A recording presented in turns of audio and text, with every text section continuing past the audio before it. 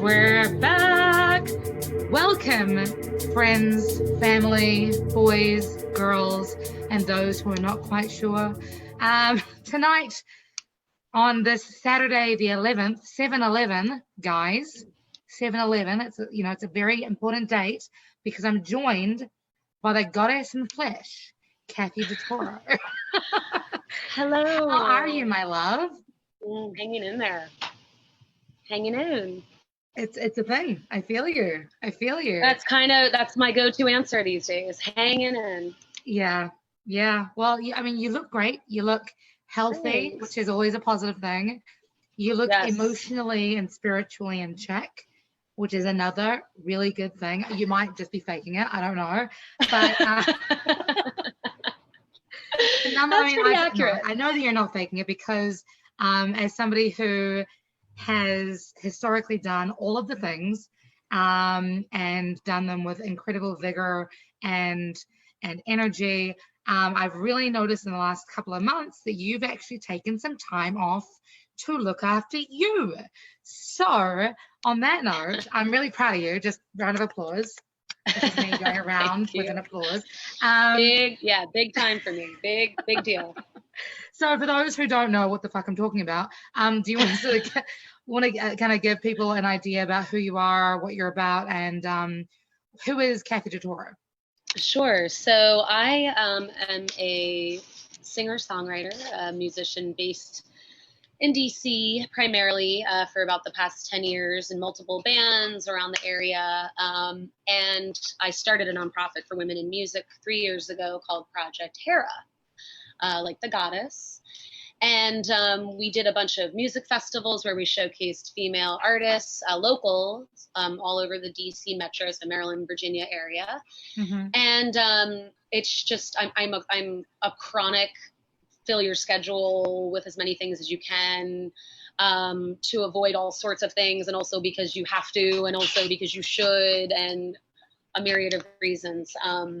So yeah, until this all hit, I had no idea what a life without that type of compulsion and just the inability to know how to stop.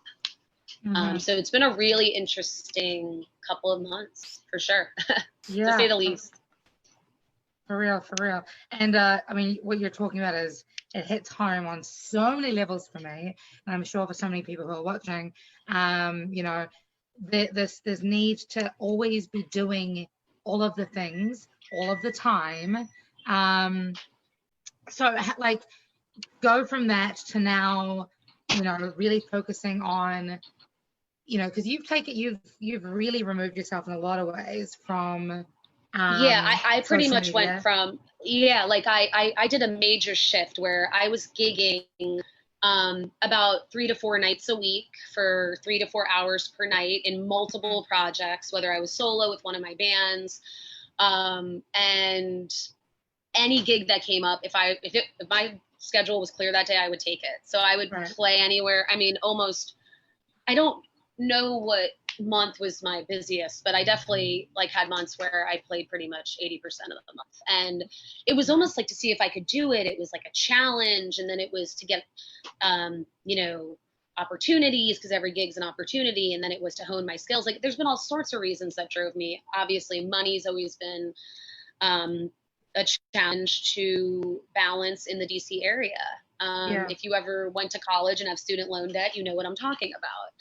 So my generation, I'm 35. So when we went to school, they were giving out loans like candy. And then we got these degrees that popped us out, not making even a fraction of what to pay them back. That really steered a lot of my life away from music, because music doesn't make you any money. Quote unquote, the classic. And so I was determined to find a way to prove that wrong. Just growing up like a rebellious, stifled Catholic child and needing to prove people wrong when they told me I couldn't do something. I have that classic case of it drives me to do it even harder and even more. And so flash forward, and through a couple degrees and some time as a school counselor and working in corporate America, I left to do music full time and start a nonprofit. And what it takes when you're self-employed to make it meaning like survive, make it mean like pay your rent, make it mean pay your bills, be able to eat. It takes so much energy. And, you know, these are things I can say now that I wouldn't have been able to say before, because I didn't want to be judged. I didn't, you know, always want people to, I didn't know how to even put it into words. But having this time to really step back, it's true what they say. When you step back, you have clarity. And this is forced clarity because we can't leave. We're not supposed to be leaving. And certainly when this hit, to go from, you know, 0 to 80, I was going from 800 miles an hour to a dead stop. That's not even an exaggeration, you know? So it really, really forced me. Like I hit a brick wall, and you have to look at what that means. Like when you're feeling that, what now? And I think a lot of people can relate to the what now. The pandemic really pushed us into what are you worth now? Now that you can't contribute, now that you can't in the way that you were doing it before, how do you fit in the world anymore? You know? And I know I'm saying a lot of stuff and I'm going off, but those are kind of the overarching themes. Wait, I can't hear you. Did you mute? I'm like, I want to hear what you're saying. I think one of the biggest learning points that I've realized over the last, actually going into this year, actually, before this pandemic even hit, I realized how much stock people place their value into what they do. And I think this pandemic has really offered us an opportunity to get really raw with ourselves and realize that there's more to our souls than the ways in which we make money. Do you know what I mean? And so like we're literally having to stop, you're right, and look at like, okay, well, we all know that Cathy DiToro is a singer, songwriter, rocker. We all know that you run Project HERA. We all know that you have an 80s tribute band, the Leg Warmers. We all know that you do play with the Carnivans. We all know that Emma G does this, that, and the other thing, and all the bazillion things the things on right that we can write down and right. But what do we look like as human beings when we're at home? What do we look like as human beings as we interact with each other, as we engage with ourselves, with our animals, with nature, with all of the thoughts that go through our heads? What are the messages that we're spreading around the world? And I think this has been a really beautiful, in the ugliest way possible, opportunity to really become friends with ourselves again, right? Totally. I totally relate to this concept of like being uncomfortable, being alone, and being forced in that. Like I am an Aquarian. I get my energy from other people as an extrovert. However, I'm realizing that I don't have as many of those extroverted traits, that I was just kind of going about them because that's what you're supposed to do, adapt for other people. And a lot of this has to do with how I was brought up and goes very deep. But I've had to look at a lot of things, not the least of which is my environment and my upbringing and my influences that I have been running away from. I've had trauma. I've lost siblings in traumatic ways. Like I fill my schedule to avoid, that's nothing new for a lot of people, but you can only do that for so long. And I really felt that concept of when you're forced to look at, like in your sober head, and I don't mean sober that you're not on drugs or drinking even, I mean you're not having any of your vices or any of your distractions, because work can be a vice, going out with people, and I don't like how people tend to always frame, vices, but vices can be a whole, hey, come here, puppy's barking at someone. But no, I just started to realize like this, I don't have a choice. I can't go and play 4 gigs this week and not have to think about, you know, what really is making me happy and not making me happy, and not have to think about how to set healthy boundaries with people, and not have to think about being uncomfortable or having uncomfortable conversations with people that I've been enabling, you know, and so for better or worse, what I'm meant to go through right now and what I've been going through is this finding my voice, frankly. And, you know, I've developed a network, but because that's what I thought we do. That's our industry, and I naturally connect people, and I love that. But it also drains me, and it also doesn't leave a lot of room to really get in touch with what I want and what feeds my, like you were saying, the soul. You know, that's what separates us. Our essence and our soul is what separates us from every, you know, other than our, you know, that animals have it too. I mean, that's what makes us different from an inanimate object. So that's what we need to be focusing on. What are the things that feed that in a positive way, in a peaceful way, in a empowering way, and in a way that helps other people? You know, I mean, I went into counseling to help other people. I got into a situation in the school district where I felt totally duped. I didn't get in there to do paperwork all day. I wanted to sit with kids and help kids. And I felt like I was in corporate America, and I learned a whole lot about, unfortunately, and this is not a dig at the education system at the local level, the wonderful teachers and school administrators, but the way our country and what we put emphasis on in our society is not mental health. It's a bummer, you know, because I wanted to be in the school day with the kids, but there's really no way to do that where majority of your time is spending time with the students.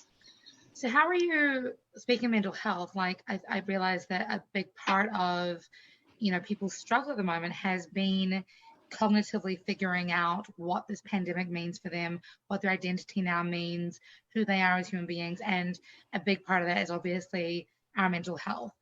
Are there any like things that you have implemented into your life beyond getting a puppy that have helped you? And obviously I apologize beforehand that there would be a tail, and I called it. You saw the tail. I'm sorry. I saw the tail. No, don't ever apologize for a stray tail. I mean, right. But you know, mental health is important. So but beyond getting an animal, how have you, what practices have you implemented to maintain your emotional and mental health? Great question. So it's been a roller coaster. I have found that allowing myself to go through what I need to in any given day, meaning like if I'm hungry, giving into my needs, as simple as this sounds, this is not something I was used to doing, okay? Letting myself give into what I need. Like if I need to sleep a little longer, if I need to say no to a phone call, if I need to eat a little more today and not feel whatever it is, letting myself not feel the guilt, accepting that that's what my body, my mind, etc. needs, and regularly checking in with myself as a practice has completely transformed my life. Full stop, real talk. Like, and what helped me do that, I'm not suggesting the pandemic when you need to slow down, you know, like this could be an infomercial for like getting your shit, getting yourself to look at your, but what I'm saying is it took this much of an extreme situation for me to freaking stop. I don't know what I've taken. And I know there's other people like this out there, you know, and I'm not trying to like, you know, make myself feel better. This is how it is. I'm not special. Like this is a very common occurrence in American society. It's all about how much you work to prove yourself, to how much are you doing? How much are you making? What things can you add to your list? Like I have 5 bands and a nonprofit, and, you know, I have this compulsion to keep moving and going and adding more on my plate. Yes, I want to help others. It fulfills me to give back. Also avoiding running away from personal things. And when you're focused on other people, you don't have to look at yourself. So I had to look at that as a very unhealthy practice. No one's getting help in that situation, you know? It's just, and that's not to say I didn't have wonderful, meaningful moments in my life. You know, I mean, I've maintained wonderful friendships and met, and I don't take any of that back. I'm just feeling like I need to tell people this now and share what I've gone through, because I really have had a transition mentally, like to where I wouldn't go back to what I was doing before. I would not go back to that. I'm so I would happy not go back to that. And if it means giving up one of the projects, like I would have never said that before. It wouldn't even be in my mind. Like I would think that maybe I should slow down and people would suggest it and I would have burnout. But what I found in slowing down and clarity in that is feeding yourself will guide you to where you need to go and where you need to be, and to not be scared of that. It's scary, okay? My whole existence hit a wall, and I'm not saying pity me. We're all going through our shit, but the fact of the matter is that I had a very scary face-to-face with myself of, okay, bitch, you've been running. It's not going to work anymore. You can't do that anymore. So what are the things that are feeding you? What are the healthy things you can take from it? And leave the rest, because the world has been turned around. Things are coming out now that have needed to come out. And the fact that it's all happening at once, there's an energy happening, right? There's a shift going on right now in many ways. And the sediment is now we're all mixed up, right? Yeah. It's like, it's really getting stirred together. It will settle in a new way, I believe, but we're not out of it yet. And so my advice to people really is, and I hate saying advice, but like what has been a helpful practice for me is really getting in touch with what you need to feed yourself on every level in any given day. And that only comes from getting quiet with yourself, whether that's through meditation or going on a walk, or, I mean, it's true. Or all the above. It's true. All the above, working out, like, but everybody's got their, and it's so easy to say, it's like, this is what it takes to do it. But the fact of the matter is that I was a total workaholic, purposefully burning myself out and missing the mark in the process. Like in the process, nothing really feels right. Like, you know, you have moments that do, but what is it all for? What is it all for? You start to question those, and then you can chisel it down to the quality over quantity, which I was already feeling before this all hit, because I remember you and I had a whole chat about it back in like January, where this year was going to be that year for me anyway. And so taking the time to quiet your mind, whatever that takes, is a good place to start. And it's a difficult place to start, but now's the time. And I think it's really important that we have those difficult conversations. It's funny that you bring that up, because I literally 2 weeks ago implemented a new strategy into my timetable where I am not doing anything for anybody or with anybody before 12 o'clock. Everything before 12 p.m.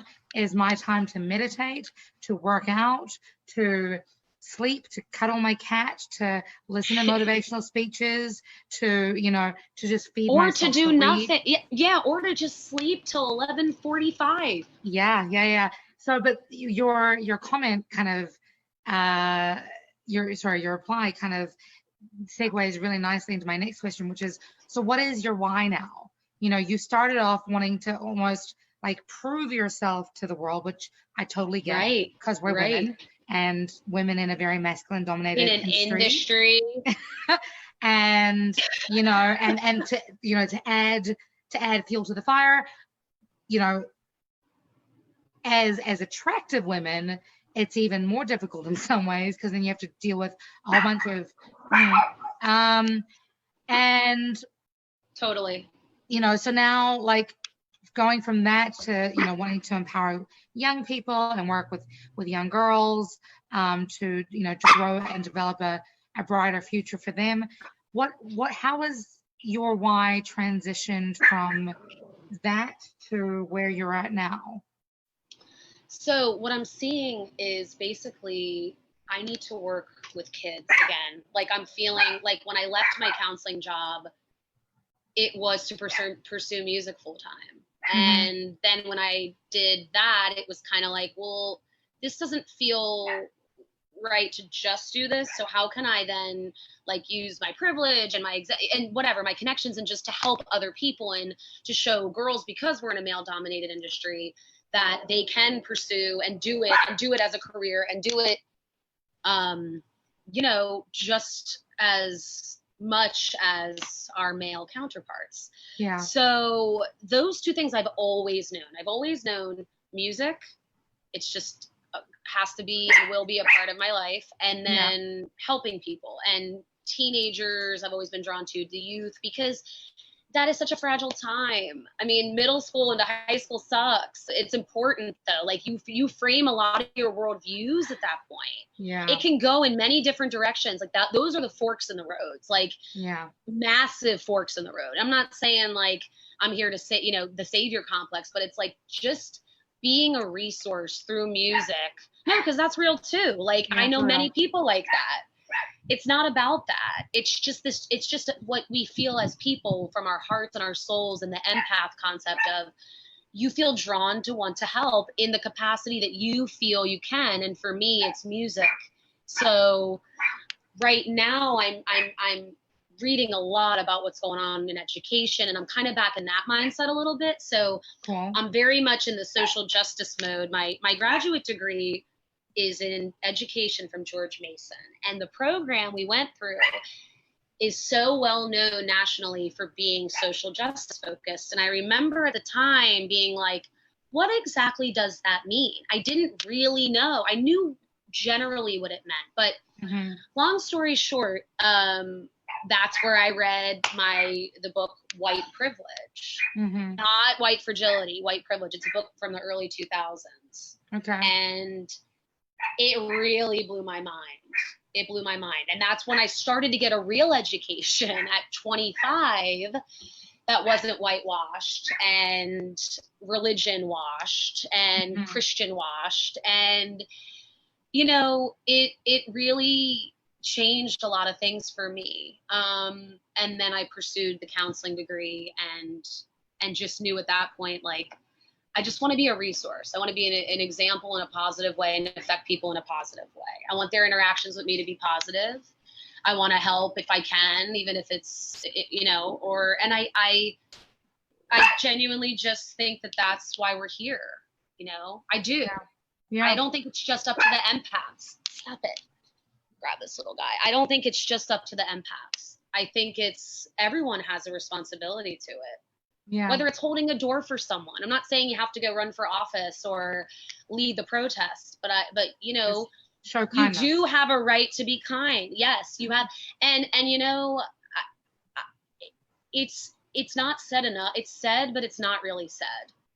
And when you do step back and you get that clarity and you take those moments, like to really what I was talking about earlier, you also see who's been around you and who hasn't been around you and who's being drawn to you now.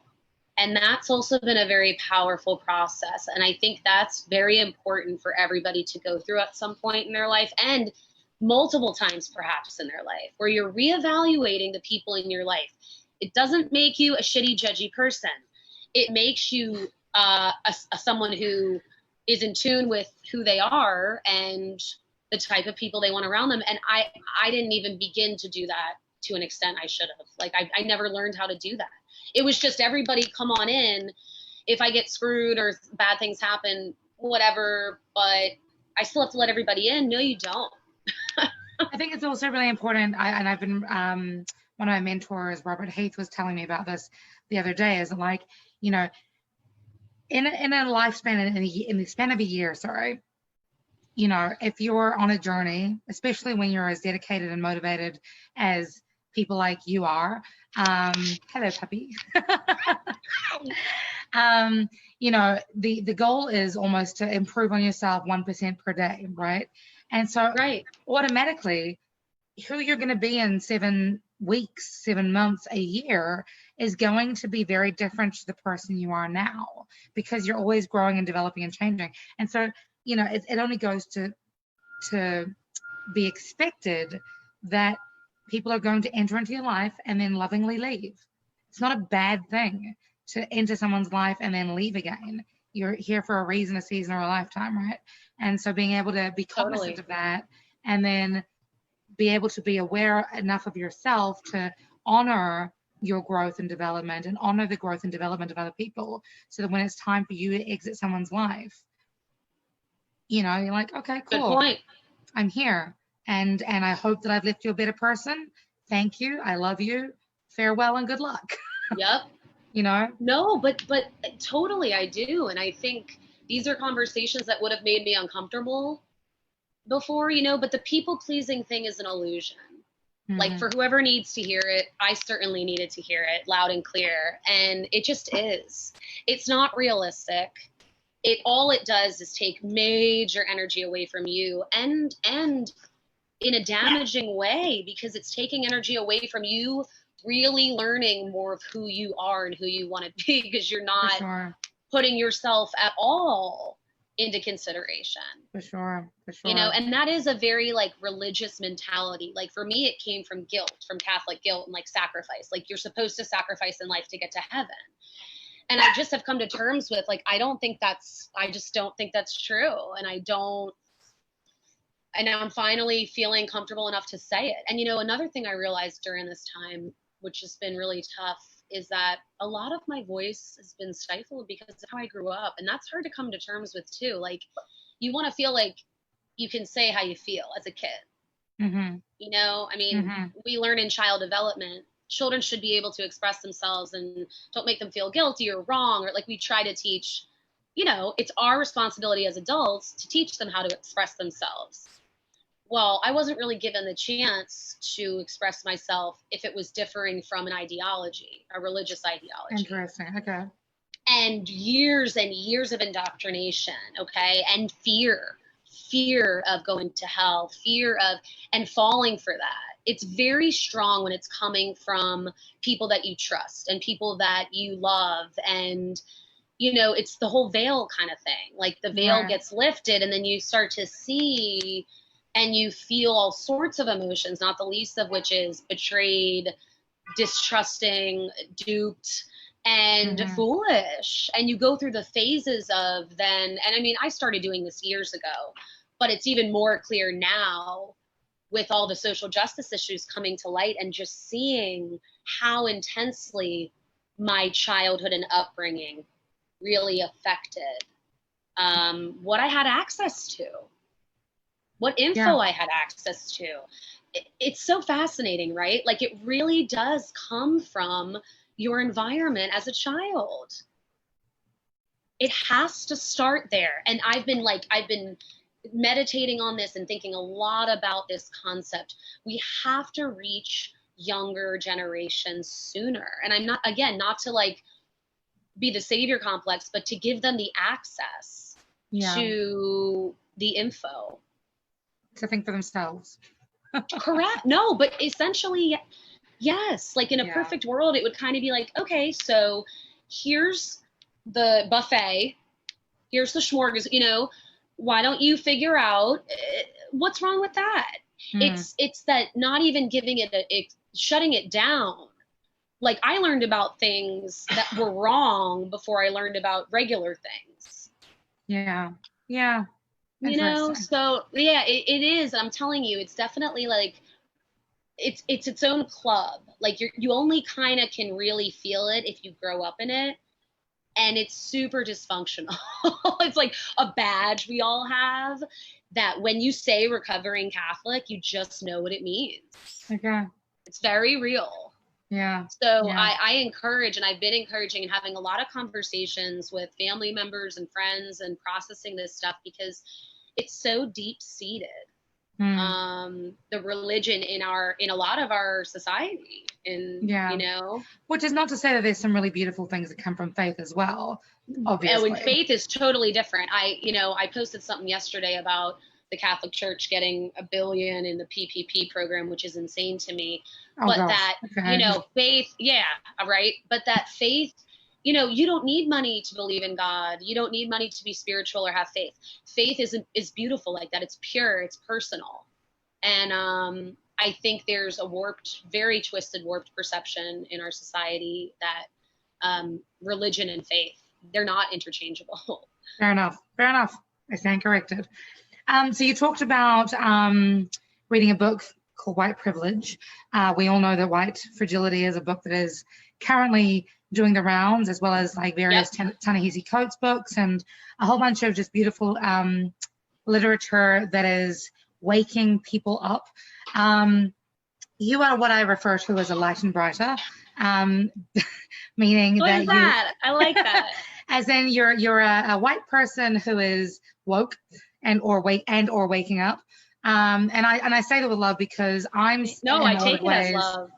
I mean, also realizing that I'm in a lot of ways a light and brighter because I'm still learning what it means to be a person of color in the United States.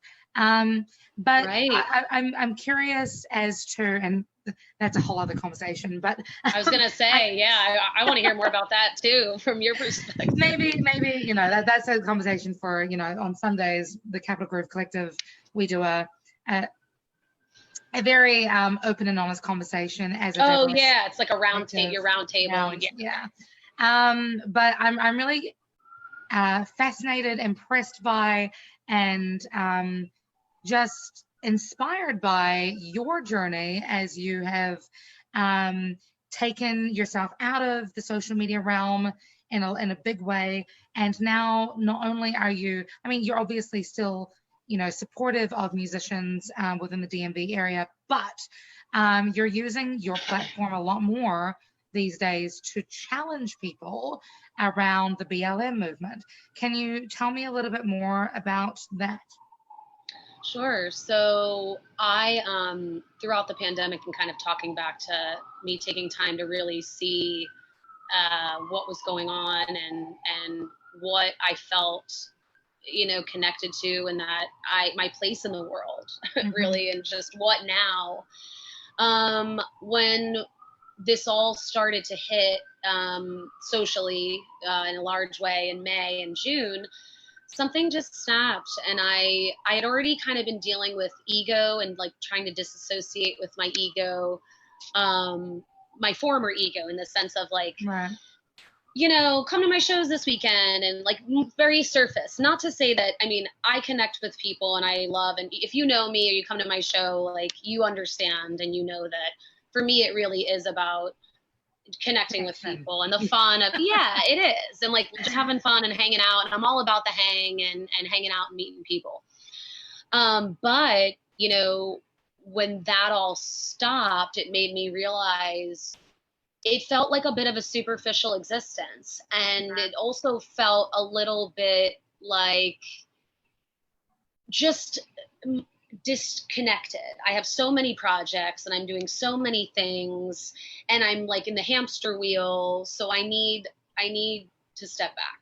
So I've stepped back throughout the pandemic. The social issues are going on, and something inside me just felt the need to speak up. I started reading articles, and I would form posts, and as of the end of May, just completely can't bring myself really to post anything other than social justice issues, politics, opinions to challenge people, mostly just getting things off my chest. And again, in the Finding Her Voice Tour 2020, it's kind of how I see it. Like, I am kind of an outspoken person, but I'm not. Like, I'm realizing a lot of the things people said about me, again, from my childhood, I might have played into and played up more that wasn't real. So I'm at the point now where I'm getting in touch with who I really am right now, and what I want to do, and where I want to be, and what feels right. And where I'm at is a mouthpiece for the movement. And that's kind of how I see my identity right now. I just want to get information out that I believe could give perspective. I don't care about likes. I'm happy to engage. I'm serious. Like, I hours picking what pictures I was going to do. And I know everyone can relate to this. You know what I'm saying? Like, and I can say this, like, ridiculous amounts of time wasted on how things would look and how they would appear in a hashtag. And it's like, you know what? I have to let go of some of this. Like, I was holding on so tightly to all these various projects and all these relationships and all these identities. And when I really look inside and strip that all away, which is exactly what's happened to me, I'm seeing who I am. Yeah. And it's a combo of all the things I learned in my childhood. It's a combo of everything, but this is really who I am. And this feels the most right. And like what you're seeing and what you're feeling from me is that. It's a disassociation with the former ego and just this feeling of needing to get info out for perspective, because I just feel there's too much pain and too much wrong, and I can't bear it. So what are you saying? Like, I mean, I realize that likes and shares and whatever is whatever it is. We'll just ignore that because that's not important right now. But you know, what do you say to those who are seeing how you are now using your platform and kind of rebuking it a little bit?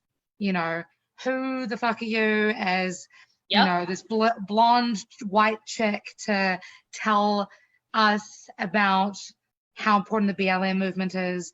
Who are you to threaten our community by making us now be uncomfortable? Because you're voicing your concerns and your learnings and your findings. Like, how are you kind of using, I don't know, how are you processing those naysayers, and how are you still helping them to, you know, show love and be part of inviting them into the conversation in a way that isn't maybe as scary as if I was to talk to them, or if an actual person of Black American heritage might talk to them? You know, my naysayers have been of the genre of people who seem to have an issue with me speaking my, like, more so a personal thing, which has been really fascinating. And seriously, like, I noticed on Instagram when I first started, the first 2 weeks of June, and I only noticed because it was drastic, because I don't like count my followers up or down, but I lost like 400 followers in a matter of like 3 weeks. Oh, wow. Okay. Because I was just incessantly posting. I mean, I was hitting it hard, like, and I still am, but it has to be that reason. So whatever, that was on Instagram. Facebook, I was getting messages from people. Facebook was more Instagram, some stuff, but Facebook was more of the conversations of like, they would do it in messages because they didn't want to necessarily do it in public. And it typically is coming from straight white men. Middle-aged straight white men have a huge issue with me speaking my mind. So again, like what I would say to anyone who's saying anything about whatever I'm doing is that it's all coming from my voice and a place that I feel needs to get out. And I think naturally I am good at listening to other people, at least allowing for the dialogue to happen, but keeping it in check, like within reason. I try not to let things get out of control, and easier said than done, right? I mean, it only takes one person, and I'm like, you know, I can obviously, you know, we still have human emotions. Oh, I feel you. But I breathe through it, and I have a moment, and then we decide how to. But I've learned that, you know, fighting fire with fire never works. It just doesn't work. Aggression with aggression does not work. Yeah. I don't want to come at someone aggressively. People that don't understand what I'm doing, that's fine. I don't need them all to understand. I'm coming to terms with that, just like I'm sure, you know, Black people have dealt with, and people of color have dealt with, and will continue to deal with way more than any of us ever will. So yeah, it's true. Like, buckle in. I get it now, you know, and I can't imagine, like, I get that concept at least, where it's like, this isn't a one-day thing.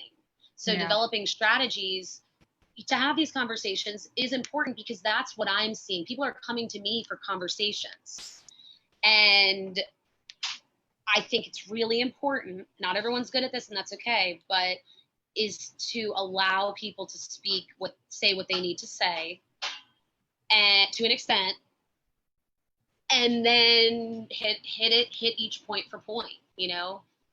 It's hard to know. I mean, everything is a case by case basis, but for the most part, the negativity or any negativity I've been receiving has been relatively easy to just kind of say, it's the way you feel, and again, case by case it. Like, I don't feel like I really have to explain it, but I still do, because I think there's an opportunity to learn. Yeah, for sure. In a non-self-righteous way. Like, that's how I learned. That's how I continue to learn. I have people, so like, I have found actually a lot of helpfulness in, what am I trying to say? Constructive criticism, or like, hey, okay, perfect example, an obvious example, but the black square, right? On June 1st, I got like 4 messages that morning from friends of mine saying, 2 people I didn't know, 2 people I knew, saying, take that down. It's not doing anything, like right in the very beginning. And I remember feeling like, okay, like shit. It's like admitting that we fuck up and then doing better is all we can do.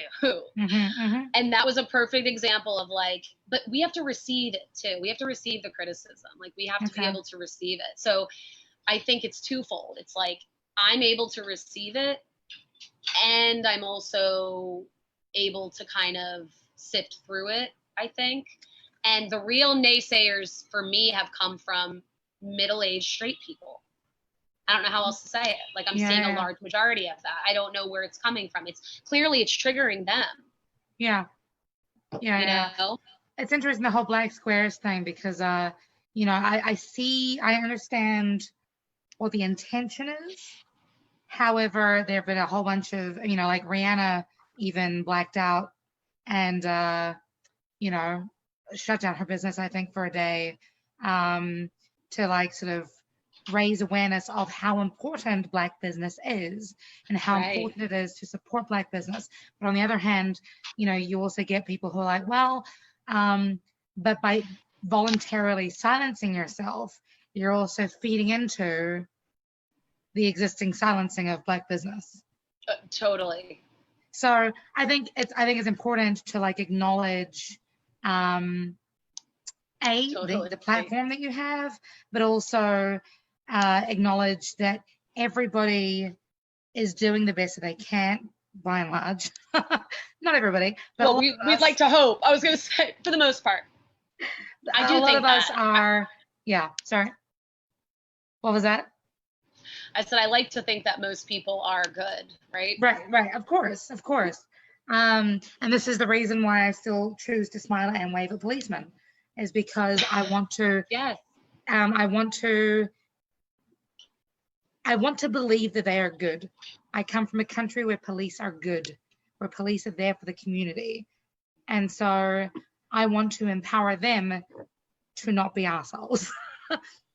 By example. No, but Emma, that you are definitely an example of positivity. I mean, that is very clear even before I met you in person, from what you portray, from who you are online, for sure. And so I really admire that about you. And I think that's a really great quality that more people need to have. And it doesn't mean that you're not standing up for what you should be, or all we have is this one chance to go through every day. Okay.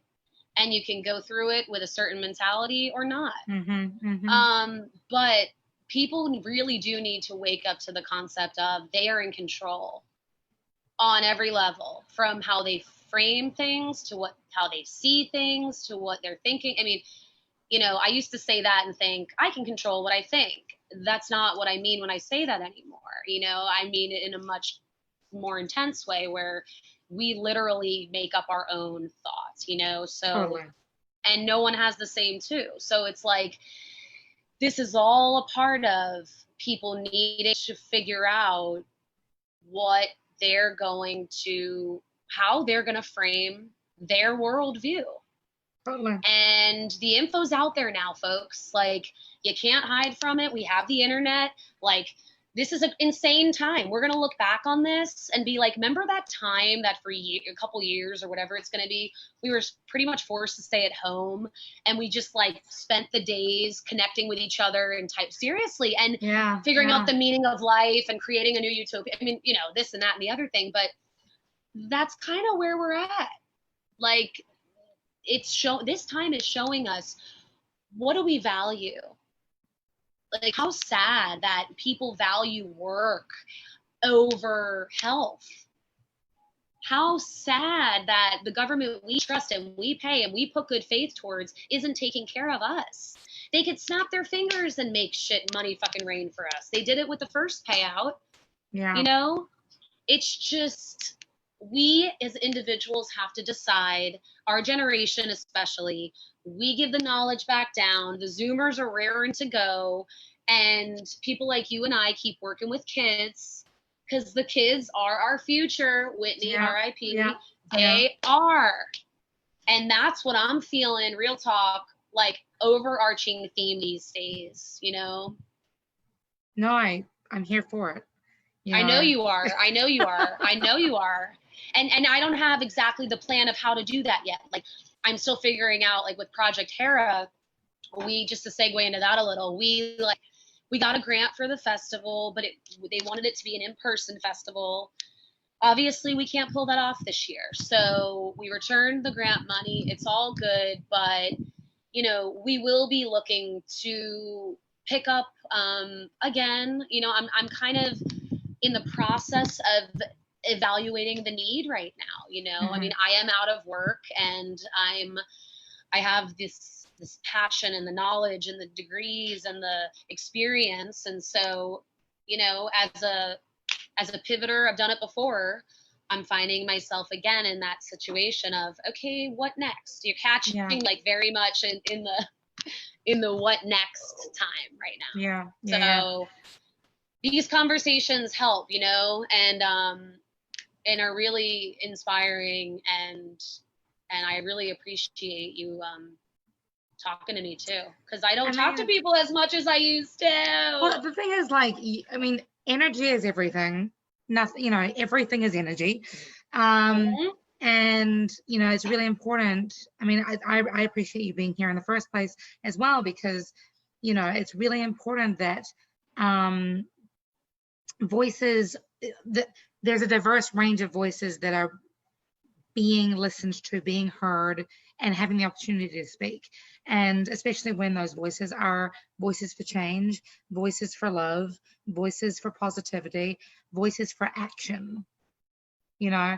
And we've got a comment here from somebody saying, I'm a middle-aged white man here. Middle-aged straight white man here. Please keep talking your talk. We're listening. So okay. And I would like to say, it's not a dig, it's just a fact of what I've seen happening. And there are many middle-aged straight white men that I am good friends with and have had many discussions with, who totally get it. We need y'all still. So we need y'all more than anyone to actually help us get the change going, and because you all still have the most power. So but we need the allies. But what all you're saying, Emma, the action, the seriously, the change, like that, speaking to my heart right now. So you talked about you know, being out of work, and, you know, obviously when we put so much of ourselves into performance and in-person work, I know that I personally pivoted, and I fucking hate that word now. I do too. I want to turn it into like a drinking game, and I don't even drink that much. I mean, either. Here I am drinking tea and water. Yeah, me too. I know everyone thinks this is probably Tito's. I haven't had a drink. I think I've had like 3 drinks in 3 months at this point. Like, I don't even miss food. I realized it was such a social thing for me. Serious, it's such a crutch. But so anyways, the point being that you know, during this pivot, you know, we've had to kind of, at least for me, I've had to kind of figure out, okay, so I can't perform in person anymore, but I can still keep recording music and releasing music. And now I can maybe work with other young people and older people and whoever to help them create their messages through music, because music is such a universal language. You know, and maybe that can be my new work. And so that's what I've been doing to sort of like pivot my business of like, I'm still making music, but I'm also helping other people make music and feel empowered and doing all the things. How are you pivoting yourself? You know, because I know that you were in Florida for a couple of months with Chris, your fiance. You know, and you guys were doing a fantastic job with your online live stream concerts, and you know, you'd have Chris's dad pop his head in, literally. I know, the green screen is hours of fun. It right. really is. I'm sure I need to learn this, but how else are you pivoting to like stay sane and stay in your why? Yeah, no, that's real. I honestly, it's been a huge change for me. When this hit, I was playing online shows still, and Chris and I were doing Sugar Highway, and we're still gonna get back to that. But you know, it's been this, you know, it's just a constant. Some days we're motivated. Some days, what am I doing with my life? Some days, you know, and in the beginning it was harder. I've settled in a little bit more now, but it's still, to be honest, like I've always had answers to questions before. Right. I don't really have an answer right now. Like I'm kind of giving into the process. Like as much as I want to perform, we shouldn't be, and we can't. And we have, unfortunately, the worst industry to be in right now. You know, our service industry folks, my heart goes out to all of us and our musicians and crew and sound people and just everyone in the music industry. I've been still writing and playing, like music keeps me sane. So I've been getting back to piano more, which is my first instrument. So having the time to like get good on that again is really fun. Okay. Yeah. That's I was cool. a little motherfucking Beethoven. I could play all that shit, like all 11 movements. And yeah, I was pretty good. I was really good. My mom's a piano teacher. So I grew up, yeah, it's funny. I tried to play like a Bach sonata the other day and I was like, meh, meh, meh, meh. Like it was a lot. My ego was having a time with it. But, you know, simple things like that where I'm just like, okay, I can't be working right now. You know, like we're obviously looking for work. We're on unemployment, but it's really hard to find work in a pandemic. Yeah. So I'm really focusing on education, like learning as much as I can, reading as much as I can, being a resource for people as I can, and continuing to hone my skills musically. You know, it comes in waves, the creativity, which it always has for me. So I've had days where I've written songs that I'm into, and I'm not quite ready to release a lot of them yet, but again, like I just burned myself out so hard on my music career that I'm totally like, I've broken it back down and I'm starting like this again. I feel like not from a, you know, experience or talent perspective, but from how I want it to look for the next couple of years, you know? Yeah. It's hard to know that right now. You know, the day to day right now is me and music are still hanging out as friends and he's seriously and have a drink from time to time. No, but she's getting me through. Like it's the therapy, you know? Yeah. So that's a great way to put it. But we are like, I feel like we're hanging out because I don't really have an agenda right now. Like I feel like I'm not putting that pressure on myself, you know? I'm just kind of like letting, again, like trusting my gut and letting like what is going to happen. There's not much I can do right now. Yeah. You know? For sure. And Chris and I are going to get back to doing some of our Sugar Highway stuff. But once we got back from Florida, we just felt kind of burnt out and weird. And, you know, this is just such a weird time. Yeah, Yeah. And I used to feel No. like I needed to like excuses for everything. And now I'm just like, Don't want to. don't know what to say. I always had shit to say before. And now I'm like, yeah, like I went to the dentist the other day, which is like one of the only things we should be doing. And I was still like freaked out. And they're like, so what are you doing? And I'm like, I'm trying to survive a pandemic as a self-employed musician. Like I'm playing music as I can for sanity and to create art for therapy and, you know, waiting it out, waiting it out, you know? Yeah. Yeah. It's real. It's like I'm reading articles and keeping up with organizations like National Independent Venue Association and you know, people that, I mean, our industry, this is a whole other conversation, but like our industry, what's that going to look like? You know, Chris and I spend a lot of time thinking, not to stress ourselves out about it, but just because we think it's interesting to kind of picture what the world's going to be. You know, I think I don't know. I don't know what it's going to be. Again, like I felt like I had answers before, or I could at least, I don't feel like I have that anymore. I think one of the great things about this generation, our generation and younger, is that the level of resilience that we have, you know, because one of my other mentors said to me at the very beginning of this pandemic, like, this is going to show us the time where the champions rise, basically. Like we can create what this future is going to look like for us. This is an opportunity to break down where society has fucked up and fix it.